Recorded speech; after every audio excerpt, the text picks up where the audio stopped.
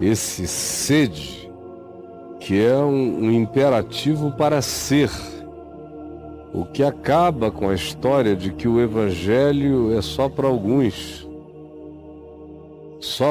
superdotados, moral, espiritual e mentalmente. Mentira. Olha os discípulos de Jesus. Só tinha gente abaixo da média, abaixo da linha da moral e abaixo da média intelectual. Mas o caráter deles foi transformado pelo Evangelho. Porque quando Jesus disse, vem e segue-me, o que é equivalente à sede, eles, conquanto não tenha sido nada imediato, mas no transcorrer da existência deles, eles foram se transformando naquilo para o que Jesus os chamou a ser. Por isso é que Paulo usa esse ser na perspectiva imperativa. Sede não é, quem sabe, talvez vocês consigam. Qualquer um pode conseguir, é como o Evangelho no seu chamado. Quem quiser vir após mim. Quem? Qualquer um. Não há acepção de pessoas em nenhuma perspectiva. Inclusive nesta, qualquer um pode se tornar. Qualquer um pode ser. Eu já vi tanta gente impossível, tanta gente impensável, tanta gente para além do crível, do admissível, se tornar. Eles eram o que todo mundo repudiava, e o Evangelho entrou na vida deles e eles se tornaram. Eles ouviram esse sede, creram, e isso se tornou uma possibilidade para eles. Sede, pois, porque o chamado é esse, para sermos benignos, compassivos, perdoando-nos uns aos outros, como também Deus em Cristo nos perdoou. Do jeito que Deus em Jesus na cruz nos perdoou, assim também perdoem os demais. Repitam Deus no próximo. Sede imitadores. E aí ele diz, sede, pois, imitadores de Deus como filhos. Como ontem eu repeti e anteontem também. Porque o Pai é assim. Não faz acepção de pessoas, faz nascer o sol sobre maus e bons, vir chuvas sobre justos e injustos.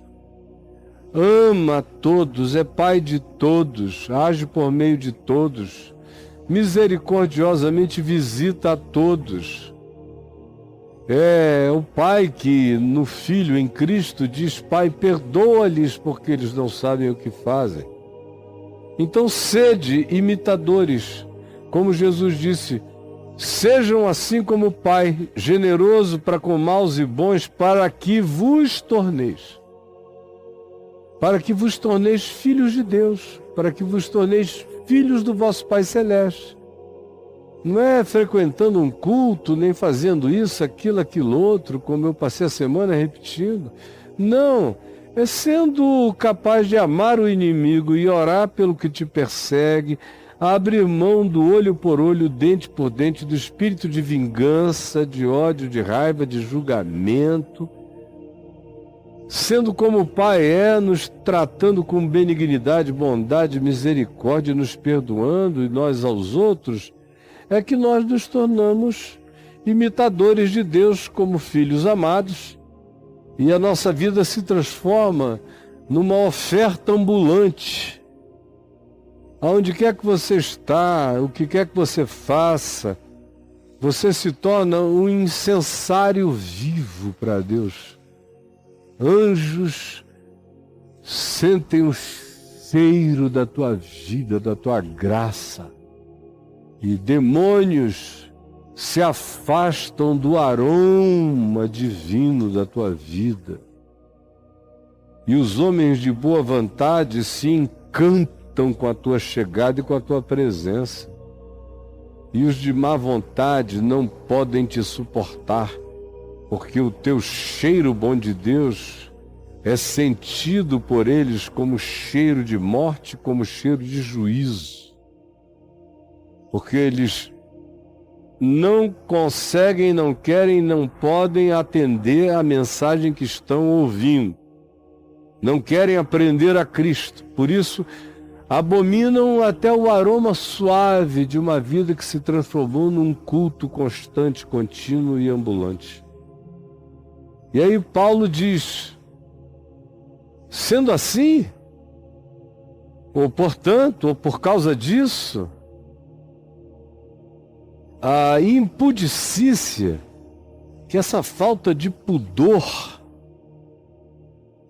do trato, pudor relacional, pudor nas palavras, pudor no comportamento, essa total falta de pudor que é a impudicícia. E ele diz, a impudicícia, esse escracho, essa falta de cuidado pessoal, essa exposição despudorada da sua vida, do seu comportamento, bem como toda sorte de impureza, de tudo aquilo que descaracteriza a identidade mais simples, singela e pura do significado de ser humano. Isso é a impureza. Bem como a cobiça, todo mundo sabe o que é, esse tesão no que é dos outros, ou quando não é no que é dos outros, é naquilo que não é seu ou você não pode ter. Mas você deseja entesadamente. Cobiça, que é esse mal mais profundo que habita o nosso coração antes de qualquer prática. Antes da prática que se apropria, que adultera, que perverte, que engana, que falsifica, que se manifesta estelionatária para tomar posse daquilo que não é seu.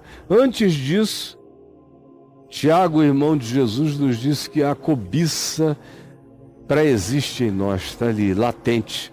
Paulo também diz em Romanos 7, a cobiça que habita em mim. É o único mandamento sem visibilidade. Por exemplo, na lei de Moisés. Não farás para ti imagem de escultura, é visível. Quando se diz, guarda o dia do sábado para o santificares, é visível. Quando se fala em honrar pai e mãe, é visível.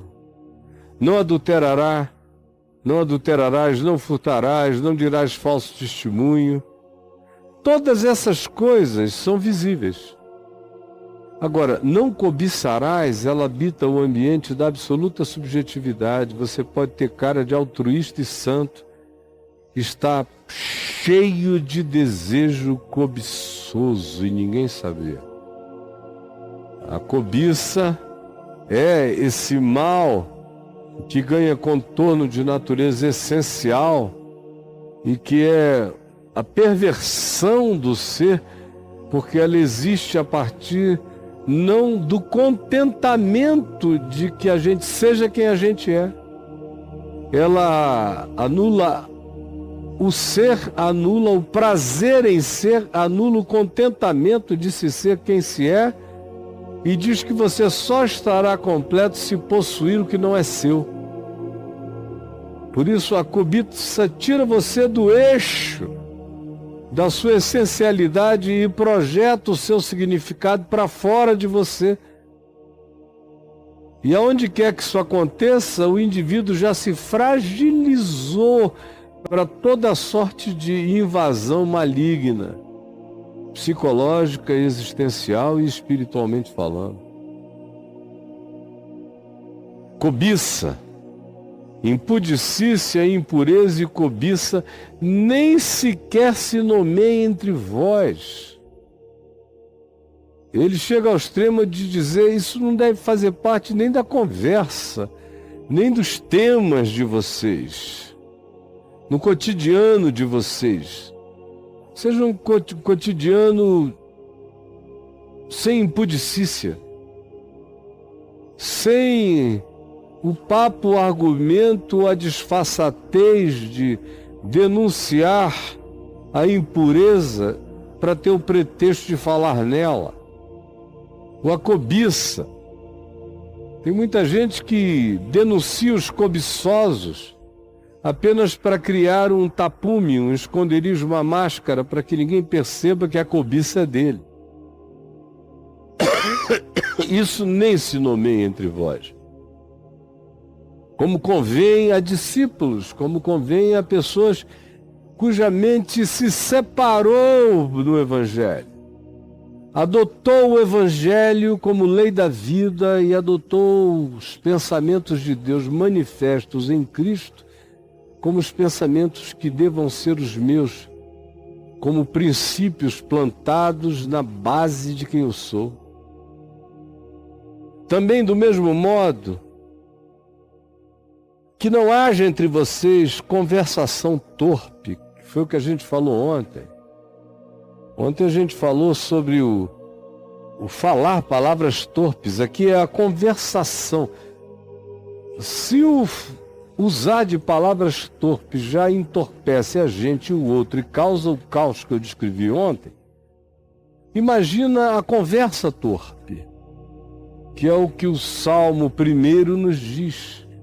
Bem-aventurado o homem que não anda no caminho de pecadores, não anda seguindo o caminho dos pecadores, não se detém nesse lugar aonde a torpeza opera, nem se assenta na roda dos que escarnecem, dos que praticam a chocarrice e o escarnecimento. E Paulo, na mesma linha, diz: não haja entre vocês esse papo entorpecente, de cuja roda vocês só se levantam piores. São aquelas amizades que quanto mais tempo a gente as nutre, pior a gente fica. Ou você não consegue nem perceber que determinados convívios entorpeceram você. Seu pai e sua mãe notaram muito mais, eu ouço isso muito de pai e de mãe. Às vezes de filhos, mas pai e mãe dizem: meu Deus, ela era uma menina extraordinária, até que ficou amiga de um grupo assim.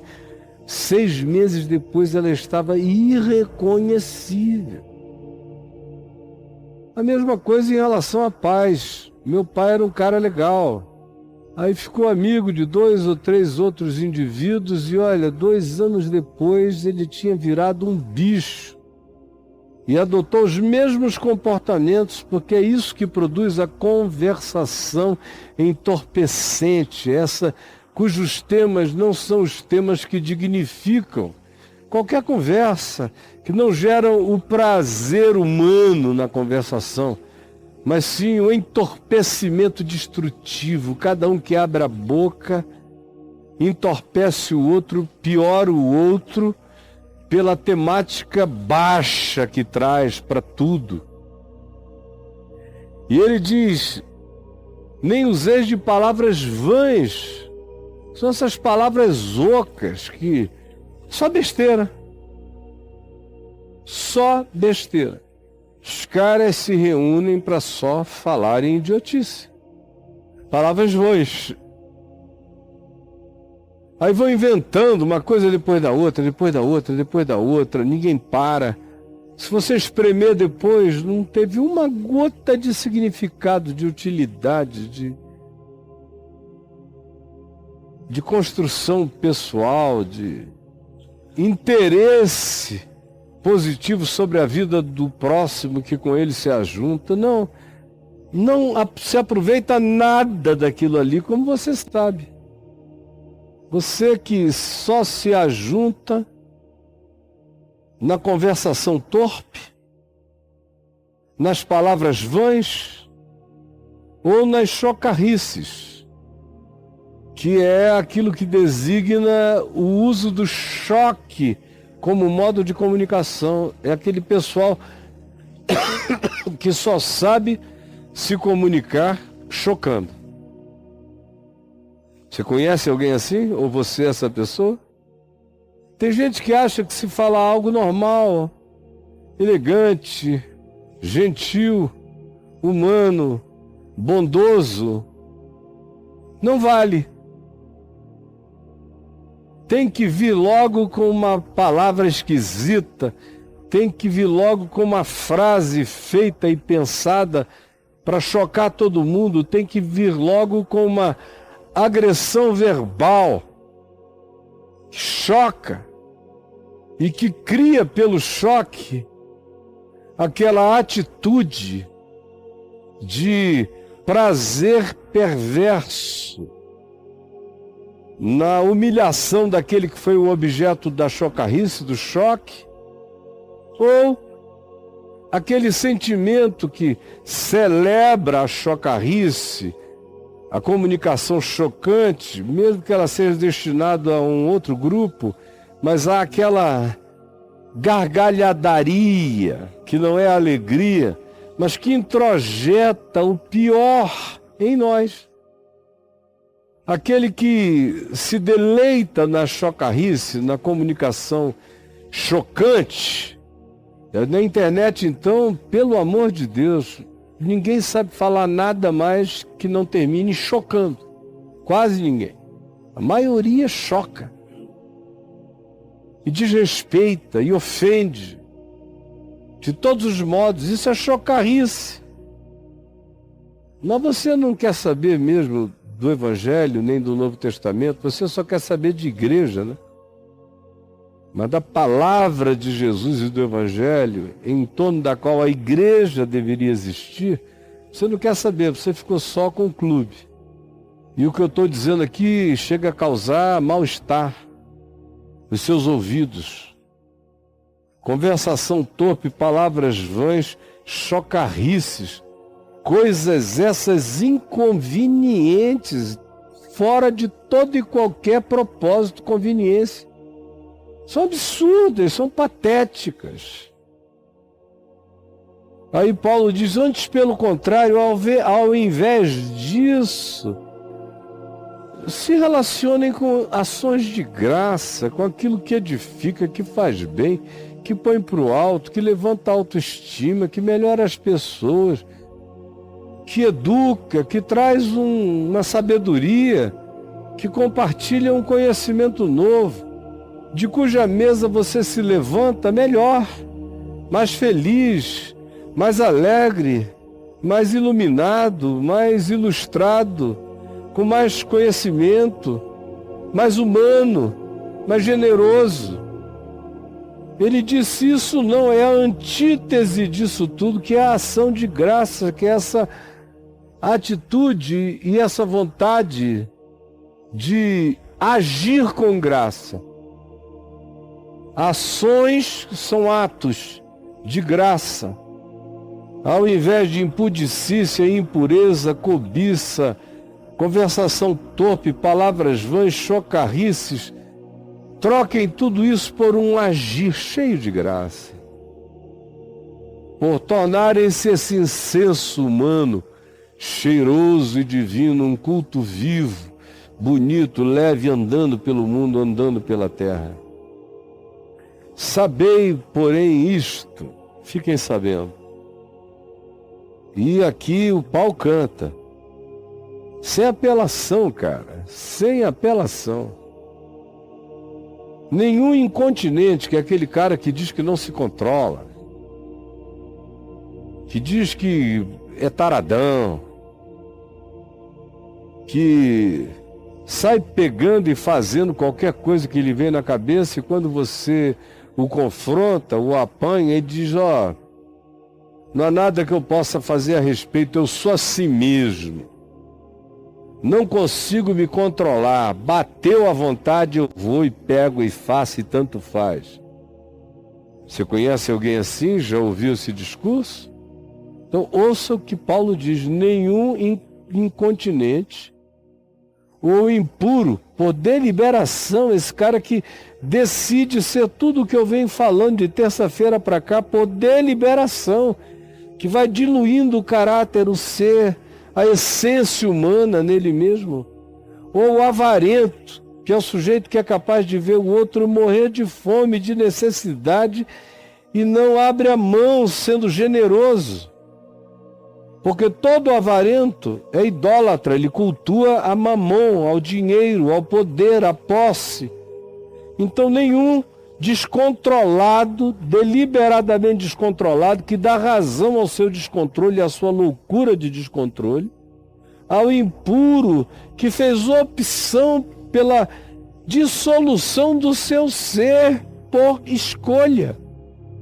E nenhum avarento que é idólatra, que cultua poder, dinheiro, fama, posição, tem qualquer herança no reino de Cristo. Não tem herança no reino de Cristo. O reino de Cristo é a antítese disso. Só tem herança no reino de Cristo quem tem prazer nas outras coisas, sobre as quais eu venho falando, e que podem se resumir em benignidade, compassividade, perdão uns aos outros como Cristo nos perdoou, amor segundo Jesus, justiça segundo Jesus. Esses são os que têm parte, têm herança no reino de Cristo Jesus. Esses outros não, quando morrerem, morrerão. Vão viver até o dia em que derem o último suspiro, na melhor das hipóteses. Aí dão o último suspiro, caem na vala, acabou. Acabou, não tem continuidade. A vida eterna é para quem crê. E quem crê busca incorruptibilidade, busca bondade, busca amor, busca graça, busca melhorar sua humanidade, busca não pisar no próximo, nem destruir ninguém, busca não querer se apossar daquilo que não é seu, busca ser bondoso, generoso e compassivo. Quem crê, dá fruto do que crê. Quem não crê, dá o fruto do que não crê. Vive só para essa existência caótica. Não tem parte no reino de Cristo, que é essa designação para essa dimensão na qual eu me torno herdeiro de Deus em Cristo, me torno um Cristo em Deus. Esses não têm parte, não têm herança no reino de Cristo e de Deus. Infelizmente eu tenho que ler isso para você, gostando você disso ou não. Ninguém vos engane. Outra vez, aquele tema de anteontem, de não se deixar enganar, não se deixar enganar. Jesus advertindo, abra o olho, não seja um indivíduo idiotificável, controlável, manipulável, porque não conhece a palavra que você pode ouvir. Você está ouvindo o que eu estou dizendo aqui, é evangelho. É a mesma coisa que Paulo, sentado aqui, diria. Ouvindo e sendo instruído e aprendendo a Cristo. Portanto, ninguém vos engane com palavras vãs, com idiotice. Como a maioria aqui é enganado pela idiotice o tempo todo, o cara inventa aquilo antes de sair de casa, joga em cima de vocês e vocês aplaudem e remuneram a loucura e a insanidade com grandes somas em dinheiro. Ninguém vos engane com palavras vãs, porque por estas coisas, por esse ceder, por esse consentir com a vanidade, com a idiotice praticada e falada em nome de Deus, vem a ira de Deus sobre os filhos da desobediência, que são esses que, tendo ouvido o Evangelho, tendo podido aprender o Evangelho, se instruir no Evangelho, preferiram e deliberaram a antítese durante todo o curso da sua vida e se tornaram absolutamente insensíveis para o que eu estou falando aqui. Tem gente com raiva. Portanto, ninguém vos engane, porque por estas coisas vem a oposição de Deus, vem a ira de Deus. O que é a ira de Deus? É Deus zangado, vindo com toda a sua intensidade contra os homens? Jamais. Senão o universo acabaria. Se Deus se irasse contra a criação, tudo voltaria ao absolutamente nada, ao nihilo, ao coisa alguma. Você quer saber qual é a ira de Deus? A ira de Deus é deixar você entregue a você mesmo, andando sozinho, é retirar essa assistência, essa luz de graça, esse sopro de sabedoria, essa intuição, esse pendor para lá e para cá te ajudando a melhorar, a entender. Até o dia em que você diz, não quero, sei, mas não estou afim. E escolhe e delibera existir do jeito em que lhe passa pela cabeça. Você ganha aquilo que Paulo chama de uma disposição mental reprovável, quando se torna deliberado na escolha do que é mal. Se torna um filho da desobediência. O que é pior do que ser filho da prostituta. Filho da desobediência. A desobediência o vai parindo. Ele vai andando de desobediência em desobediência, se tornando cada vez mais a imagem e semelhança da desobediência. Portanto, não sejais participantes com eles. O chamado aqui é para que a gente não se associe a isso nem a esses. É para eu me alienar e viver numa comunidade distante? Não. Jesus disse, Pai, eu não te peço que tu os tires do mundo, e sim que tu os livres do mal. Eu atravesso tudo isso, só que isso não me penetra, não fica nada disso em mim. Eu não carrego nem a poeira disso aqui enquanto eu vou. Como Paulo disse, não sejam participantes, não se associem, não sejam aqueles que gargalham daquilo que mata, não sejam o público aplaudindo aquilo que destrói o ser. Pois outrora, antigamente, se vocês hoje são do Evangelho, são de Cristo, ouvistes a Cristo, fostes instruídos em Cristo e aprendestes a Cristo, então essas coisas ficaram para trás, mas que elas fiquem mesmo. Como ele disse aqui no verso 22, despojem-se do velho homem. Outrora éreis trevas. Essa descrição de vida aqui é a descrição de um ser de treva, feito de treva. Não tem nada de luz nele, ele é pura treva e escuridão mental, psicológica, espiritual. Como é que essa pessoa pode dar certo? Como é que você vai casar com esse cara ou com essa mulher? Como é que a vida desse indivíduo ou dessa pessoa vai produzir alguma coisa que seja aproveitável para ressignificar a existência do outro como algo bom? Treva. Mas agora, porém agora, se ouvistes, fostes instruídos e aprendestes agora, já não sois mais treva, porém agora já sois luz. Vocês se tornaram luz no Senhor. É um aroma suave, carregando uma luz maravilhosa, que não está na tua mão. Você é a luz do mundo. Você é um ser de luz, assim como o oposto disso é um ser de treva, é existir como uma sombra densa. A prática do Evangelho produz um ser de luz. Eu aprendi isso bem novinho, quando meu pai me falou: filho, não tenha medo de nada nem de ninguém.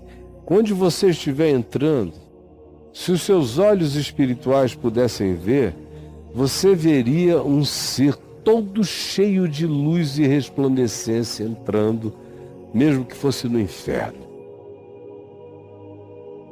Quando a gente tem Jesus, a gente vira um ser de luz. Não é poesia, é verdade.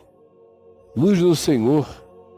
E aí ele diz: então, se vocês são assim, andem assim, caminhem assim, deem o fruto da luz, não da treva, porque o fruto da luz, quer saber qual é o fruto da luz?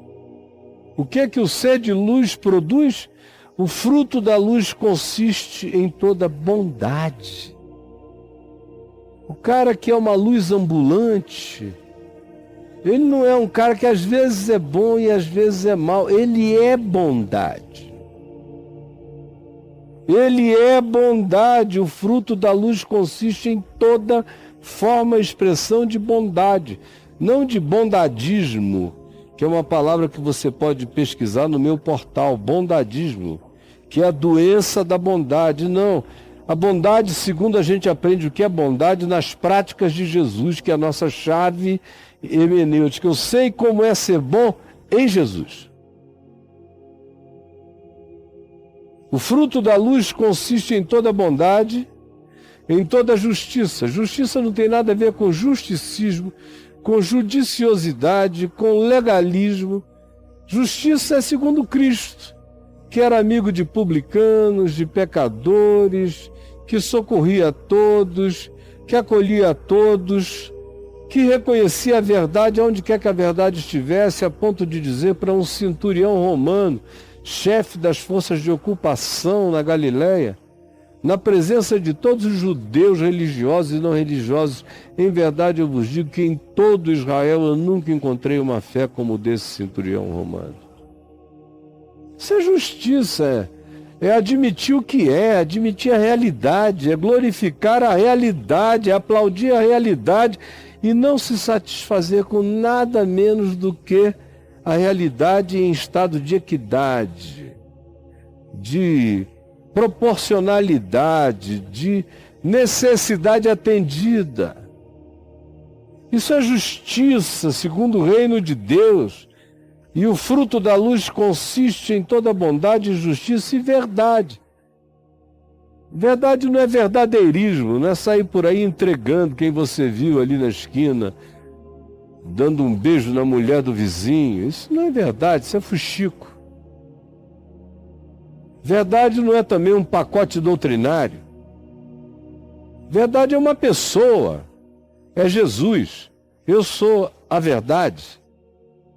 Quando ele diz: e conhecereis a verdade, ele não está dizendo: e conhecereis uma doutrina. Ele está dizendo: e me conhecereis, e o meu conhecimento, e aprendendo de mim, que sou a boa nova, que sou o Evangelho, e aprendendo a boa nova, que sou eu, me seguindo, vocês serão libertos. Isso é conhecer a verdade, e a verdade vos libertará. O fruto da luz é esse, consiste de toda bondade, justiça e verdade. A verdade é andar no Evangelho, com a mente de Cristo. Provando assim, quem vive assim, prova sempre o que é agradável ao Senhor. Não fica perguntando: oh Deus, será que eu estou fazendo a tua vontade? Não, a luz está acesa. Você está andando na trilha, na vereda menos percorrida, mas que é o caminho do Evangelho, ensinado e vivido e praticado por Jesus. E não sejais cúmplices. Ali na frente ele disse: não sejais participantes. Agora ele diz cúmplices. Porque tudo começa com uma participação. Logo depois, quando você nota, se prossegue, já se tornou cúmplice. Começa participando e logo depois se acumplicia. nas obras infrutíferas das trevas. O cara fica produzindo treva no mundo. Se você pudesse se ver andando, você seria um defecador de trevas, você seria uma sombra densa fazendo caca de treva na terra. Não sejais cúmplices nas obras infrutíferas das trevas, que não melhoram o mundo, só o pioram. Antes, porém, reprovai-as, não saindo gritando por aí, igual um doido moralista, gritalhão. Não, reprovai-as no coração, para vocês. Não acolham isso.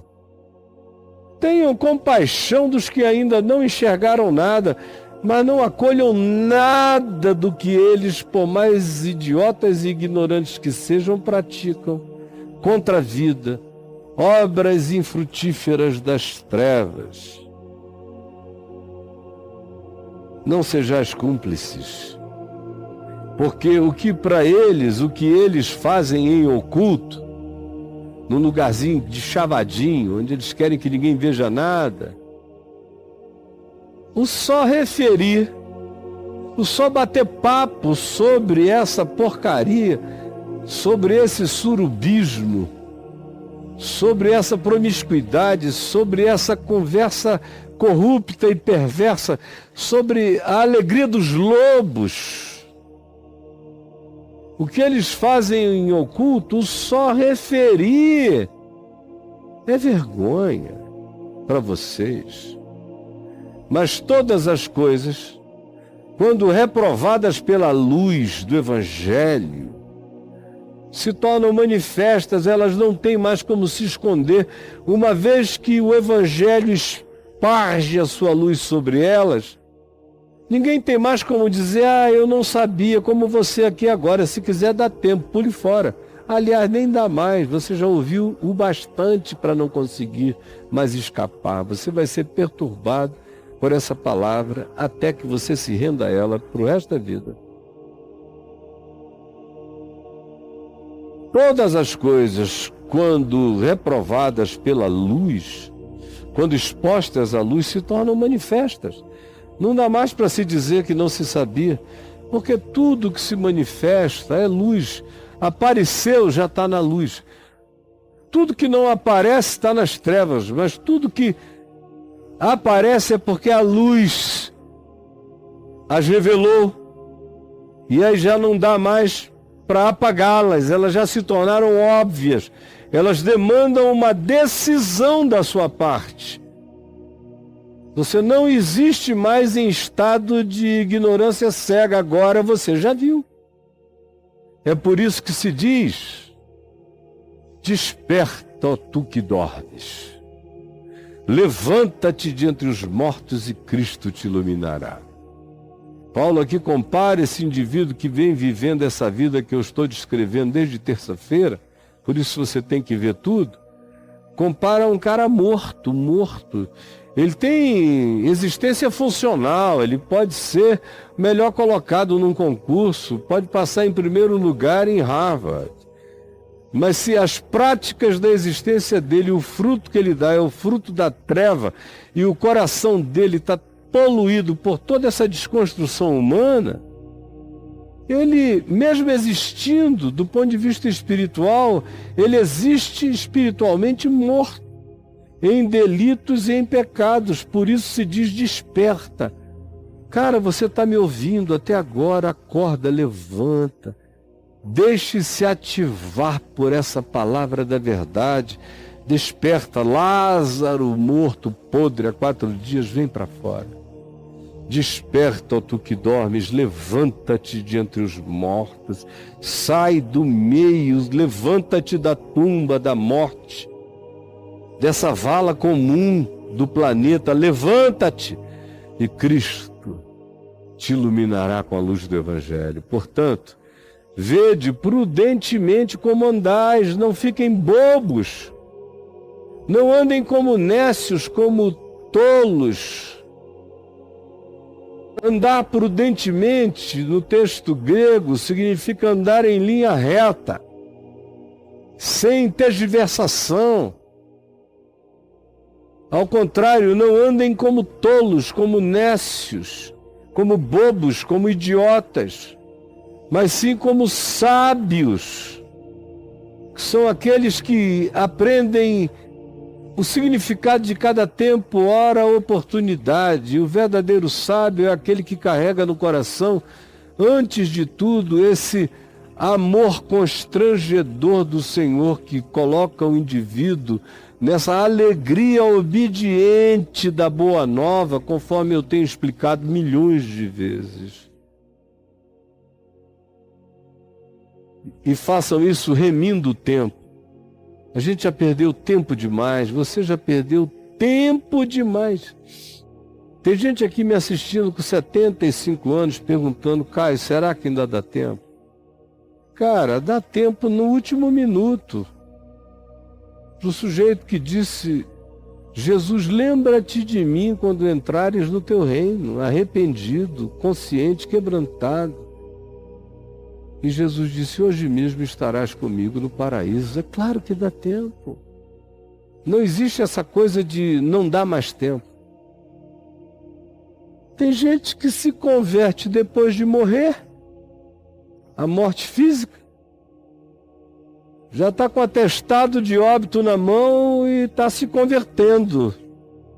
Lá nas respostas neurais mais fundamentais do cérebro e do coração. Já expliquei muito isso aqui no Papo de Graça, mas hoje não vai dar tempo. Remindo o tempo, porque os dias são maus. Por esta razão, não vos torneis insensatos, tolos, idiotas, perdendo tempo com o que não edifica e não constrói a vida. Ao contrário, procurai compreender.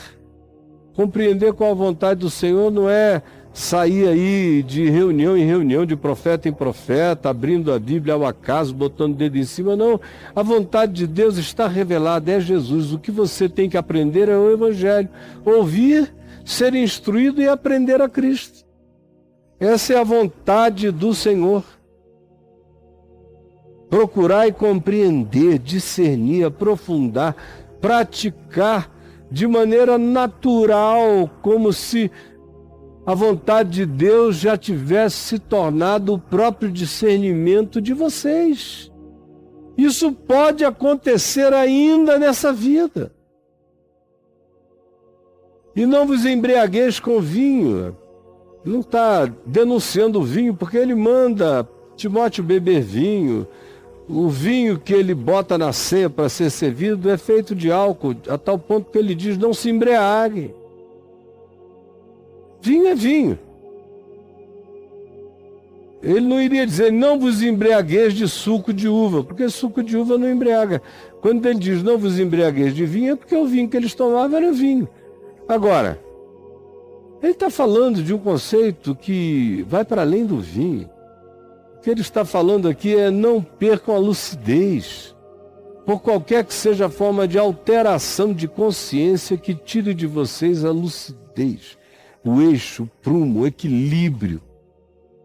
E tem uns que não podem tocar em vinho jamais, porque são fracos demais e, se o fizerem, vão se destruir. Não vos embriagueis com vinho, no qual há dissolução. A censura acaba e o indivíduo mergulha na dissolução, ou seja, ele cai na liquidez do nada, ele perde a força do seu caráter. E não é só o vinho que faz isso, é qualquer alterador de consciência braba. Se você se deixar embriagar por qualquer alterador de consciência, frequentemente no dia seguinte você fez o impensável e nem lembra mais. Ao contrário, enchei-vos do Espírito Santo, porque isso é que dá barato. Isso é que dá onda, viver cheio do amor de Deus, cheio de bondade, alegria, compaixão, misericórdia, altruísmo. Isso dá onda. Isso enche você de alegria espiritual. Você não se torna necessariamente um ser de gargalhadas, mas você se torna um ente de felicidade. quando você anda cheio do Espírito. Andar cheio do Espírito é seguir o caminho do amor, da bondade, da longanimidade, da justiça, da verdade, da fidelidade, da mansidão, do domínio próprio. Ficar cheio do Espírito é se render com alegria ao Evangelho como lei da vida, não como obrigação, mas como privilégio existencial. Isso enche você do Espírito Santo. Isso dá um fruto, muda. Não é mais palavra torpe, conversação torpe, nem chocarrice, nem nada disso. Ao contrário, você aprende a falar com salmos, a sua fala é uma oração edificante, não importa se você está narrando o jogo do Corinthians ou se você está assistindo o UFC ou se você está pregando como eu estou fazendo aqui agora. A tua vida, a tua alma, o teu espírito, a tua energia se torna um salmo. Não é uma leitura de um livro, é um modo de ser, é uma existência que salmodia na vida. Entoando e louvando de coração ao Senhor, e carrega uma gratidão. Não é necessariamente andar cantando por aí, não. É trazer no coração uma música feliz de adoração a Deus, como consciência, como prática simples, ações de graça, que são atos de graça. Isso é viver entoando e louvando de coração ao Senhor. E também fazer isso com hinos e cânticos espirituais, que muda tudo, muda as ondas cerebrais, minha gente. Vocês não querem nem se deixar render à ciência. A ciência já mostrou. Se você botar determinadas músicas, as suas ondas cerebrais são totalmente alteradas para o bem ou para o mal. Tem músicas que geram angústia. O cérebro entra em estado de angústia, e se você puser aparelhos de detecção para detectar as ondas cerebrais, você vai ver como certas músicas geram caos mental. Há pessoas que passam a vida inteira se alimentando de caos mental. Não se dão ao direito nem ao silêncio. É provocação de caos mental. Existem outras músicas, todavia, que apaziguam o cérebro, a mente, que estimulam o cérebro na produção de pensamentos calmos. Você veja que, na maioria das vezes, os grandes inventores da humanidade sempre escolhiam músicas de natureza profundamente inebriadora para o cérebro, para entrarem nos seus processos produtivos. Não estou falando de Hitler, que só ouvia Wagner. Embora Wagner fosse um cara, infelizmente, cheio de ódio. Ele viveu a vida toda querendo destruir judeus, de modo que, mais do que a música de Wagner, o que uniu Hitler a Wagner foi o ódio antissemita.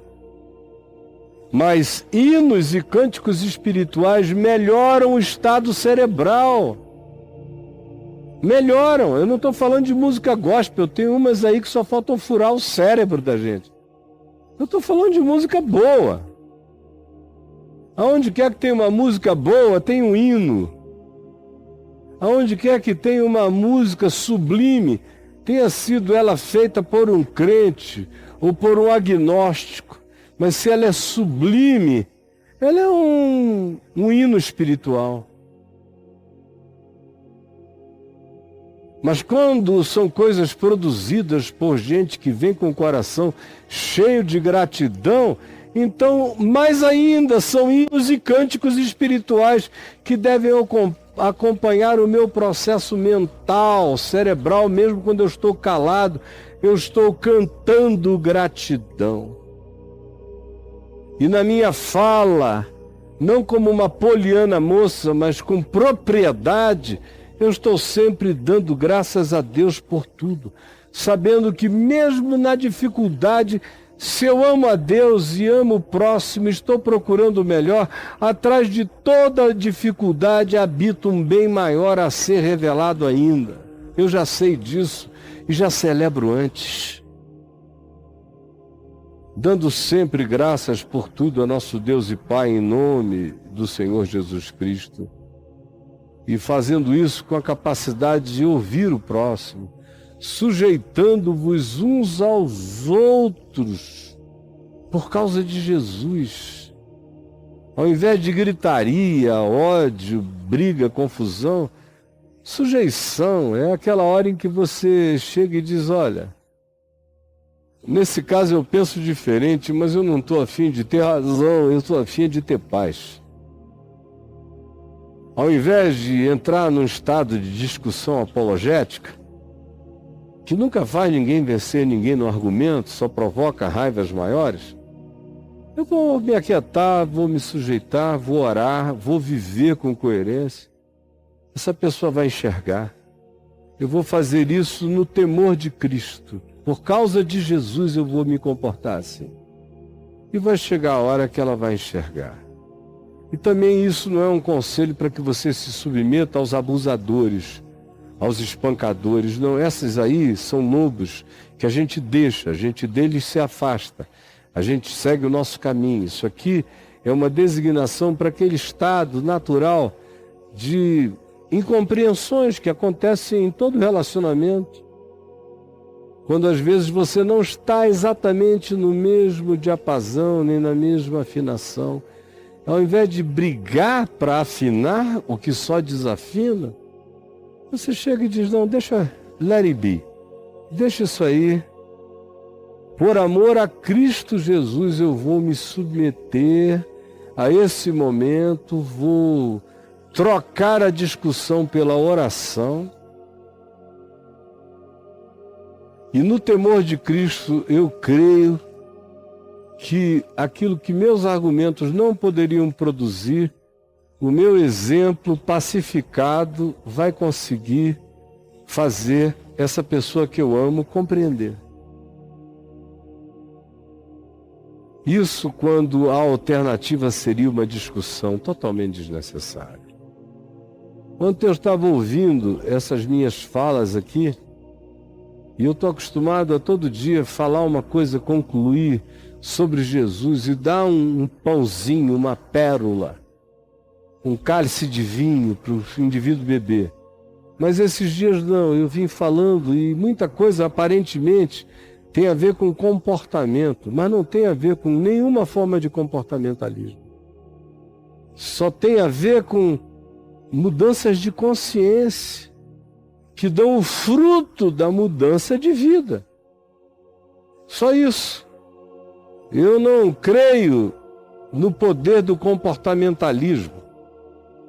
Eu creio no poder do convencimento espiritual. Quando uma pessoa entende com a mente, discerne com o coração e se constrange. E aí inicia-se um processo novo. Eu creio em arrependimento, em metanoia.